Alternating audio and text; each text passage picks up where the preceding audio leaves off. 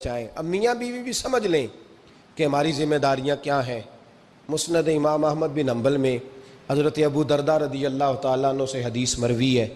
نبی کریم صلی اللہ علیہ وسلم کی بارگاہ میں ایک خاتون نے آ کے عرض کیا، یا رسول اللہ صلی اللہ علیہ وسلم مجھے بتلائیے خاوند کا حق کیا ہے۔ یہ جو حدیث سنانے لگا ہوں نا، یہ بیٹی کو سنانی ہے، جا کے یہ ٹیلی فون کر کے بہن کو سنانی ہے،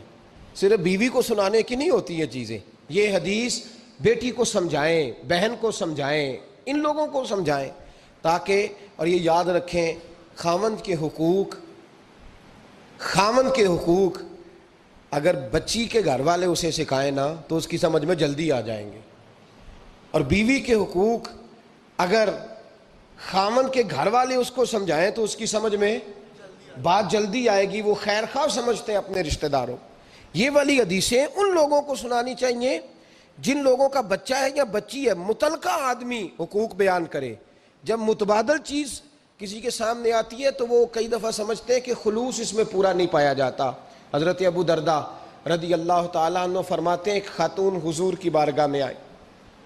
عرض کرنے لگی، یا رسول اللہ صلی اللہ علیہ وسلم میں نکاح کرنا چاہتی ہوں، شادی کرنا چاہتی ہوں، مجھے بتلائیے خاوند کا حق کیا ہے؟ اگر تو میں ادا کر سکتی ہوں تو میں نکاح کروں،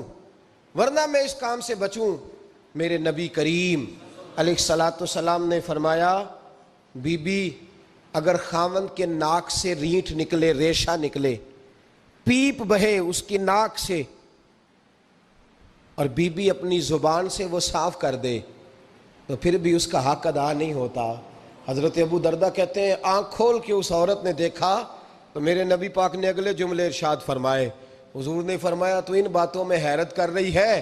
میں اگر خدا کے علاوہ کسی کو سجدے کا حکم دیتا تو میں عورت کو کہتا اپنے خاوند کو سجدہ کرے،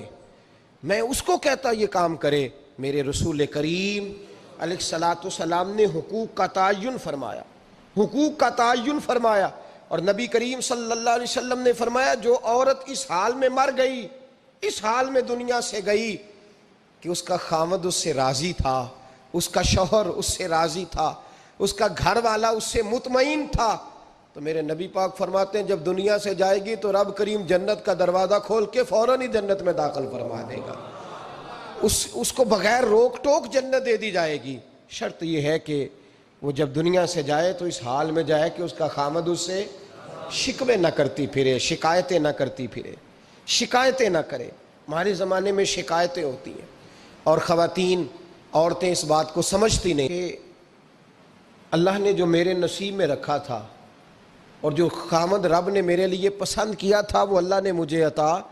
فرما دیا ہے۔ وہ شکوے کرتی ہیں، شکایات کرتی ہیں، اور دوسری عورتوں کو سامنے رکھ کے وہ فلاں کے حصے میں یہ چیز آئی، فلاں کے حصے میں یہ چیز آئی، فلاں کا خاوند یوں کرتا ہے، شکوہ کرتی ہیں۔ میرے رسول پاک علیہ السلام نے فرمایا، عورتیں کثرت سے جہنم میں جائیں گی،